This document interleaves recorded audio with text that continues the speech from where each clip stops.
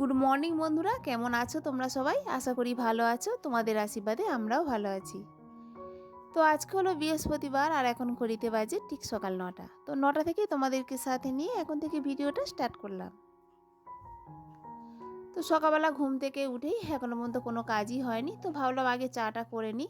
তো ছেলে তো এখনো পর্যন্ত ঘুমাচ্ছে, তো ঘুম থেকে না একদমই যেন উঠতে ইচ্ছা হচ্ছিল না। তো কিছু করার নেই, ঘুম থেকে তো উঠতে হবে। আর আমি যদি ঘুম থেকে একটু দেরিতে উঠি না, সমস্ত কাজকর্মে না গণ্ডগোল হয়ে যাবে। তো ওদিকে ছেলেও ঘুম থেকে উঠে যাবে, ছেলের খাবার রেডি করতে হবে, ওদিকে মেয়ের খাবার রেডি করতে হবে। আবার তোমার দাদাভাই তো চা খেয়ে দোকানে বেরিয়ে যাবে, তো চাটাকেও করতে হবে। তো সেই কারণে ভাবলাম শুয়ে থেকে আর কাজ নেই, ঝটপট করে উঠে পড়ি, উঠে সংসারের কাজে লেগে পড়ি। তো দেখো এদিকে চা খাওয়া কমপ্লিট হয়ে গেছে, আর এই বাইরে বিছানাটাকে না একটু চেঞ্জ করে দিলাম। তো এটা অনেক দিন হয়ে গেছে চেঞ্জ করা হচ্ছে না, ময়লা হয়নি, তো কেমন একটা যেন হচ্ছে, অনেক দিন হয়ে গেছে, তো ভাবলাম একটু চেঞ্জ করে দিই। আর এদিকে ছেলেও উঠে পড়েছে, আর দেখো আমার সঙ্গে হাঁটাহাঁটি করছে চারিদিকটা। তো সব কাজেই তো গন্ডগোল করে দিচ্ছে, তো ছেলেকে ধরার মতো না কেউ নেই। ওর দিদি তো ঘুম থেকে উঠেই তো পড়তে চলে গেছে, ওই 6টার সময় পড়তে চলে যায়। আর ওদিকে এখনও পর্যন্ত পড়ে আসেনি। আর ওদিকে মা আর দিদি রান্না করছে। তো বাবা খেয়ে ডিউটি যাবে, আবার ছেলেটা খেয়ে স্কুলে যাবে। তো সেই কারণে না ধরার আর লোক থাকে না। তো সেই কারণে দেখো ছেলে এখন হাঁটাহাঁটি করছে। তো ঘরটাকে শুধুমাত্র ঝাড় দিয়েছি, এখনও পর্যন্ত মোছা হয়নি, কারণ তো ছেলে চারিদিকে হাঁটাহাঁটি করবে। তো একটু মেঘলা মেঘলা আবহাওয়া রয়েছে, যে খুব একটা না রোদ ওঠেনি। তো ভাবলাম ঘরটাকে পরে মুছে নেব, ছেলে এখন হাঁটাহাঁটি করছে। তো দেখো ঘরদোর সুন্দর করে গুছিয়ে নিয়েছি, আর ছেলে চারিদিকে হাঁটাহাঁটি করছে। শুধু চারিদিকটা শুধু হাঁটাহাঁটি করে, সারাদিন বলতে গেলে হাঁটাহাঁটি করে। আর ওর দিদি না পড়তে গেছে, ও তো বাইরে যাওয়ার জন্য ছটফট করছে, ও তো সারাক্ষণই বাইরে ঘুরতে পছন্দ করে। এখন না এমন একটা অভ্যাস হয়ে গেছে না, সারাদিন বলতে গেলে যদি ঘুরতে যদি নিয়ে যাও, ও সারাদিনই ঘুরবে। আর এদিকে দেখো একদিক থেকে গুছাচ্ছে আর একদিকে নোংরা মানে করে দিচ্ছে। ওর যে জামা কাপড় থাকে না বালতির মধ্যে, ওই খাটের নিচেই থাকে, তো ওটাকে বার করে ধরে টেনে সব ফেলে দিয়েছে, দেখেছো? আর চিরুনিগুলোকে সব ফেলে দেয়। ওর দিদি তো চিরুনি দিয়ে চুল যে পড়তে চলে গেছে, তো চিরুনিটাকে না বাইরে রেখেছিল, তো ওটা নিয়েই খেলা করছিল। তো বললাম ওখানে রেখে দাও গুছিয়ে, তো ওটা নিয়েই খেলা করবে এখন।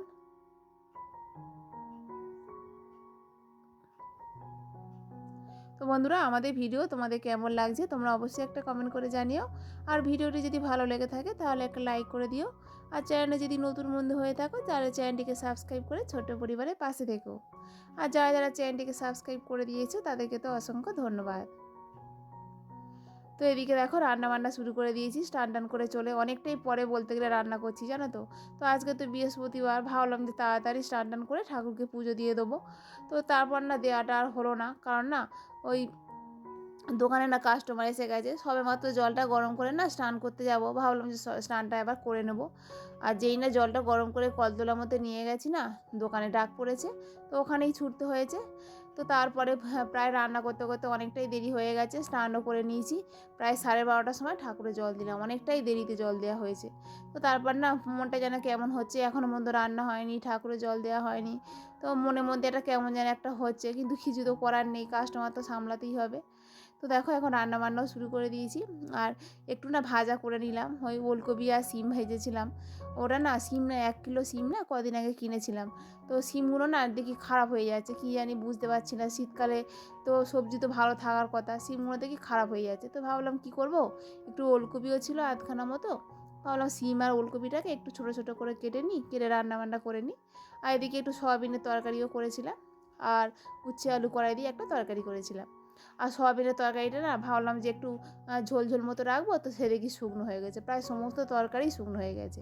তবে অসুবিধা নেই, একটু ডাল করেছিলাম, তো হ্যাঁ সেই কারণে খাওয়া হয়ে গেছে, আর কোনো সমস্যাই হয়নি। তো আমাদের দুপুরে খাওয়া দাওয়া কমপ্লিট হয়ে গেছে। এই দেখতে পাচ্ছ এখন সন্ধ্যার সময় ছেলে দেখো চারিদিকে হাঁটাহাঁটি করছে।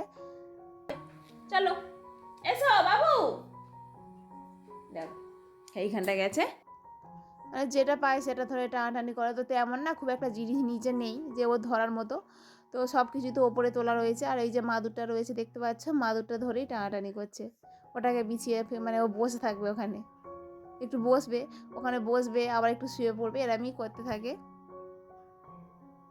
আবার ওদিকে না মা আজকে পিঠে করছে, তো মা আমাকে ডাকলো, তো ওখানে গেছিলাম, গিয়ে আবার একটু থাসা করে দিলাম। নারকেল পিঠে করেছে, মানে 3 রকমই পিঠে করেছে।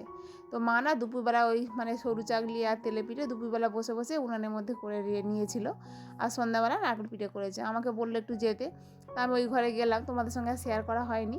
তো ওখানে গিয়ে একটু থাসাটা করে দিলাম আর একটু নারকেল পিঠেও করে নিয়েছিলাম।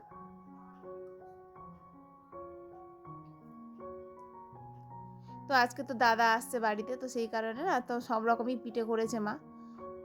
তো দাদা তো বাড়ি থাকে না, বাইরেই থাকে। আর এদিকে ছেলের জন্য না একটু সুজি করছি। তো ওই ছেলে তো সন্ধ্যেবেলা করে সুজি খায়। আর এই দেখো সমস্ত পিঠে কমপ্লিট হয়ে গেছে। মা আমাদেরকে ধরে দিয়ে গেল, বললো বসে বসে খাও এখন।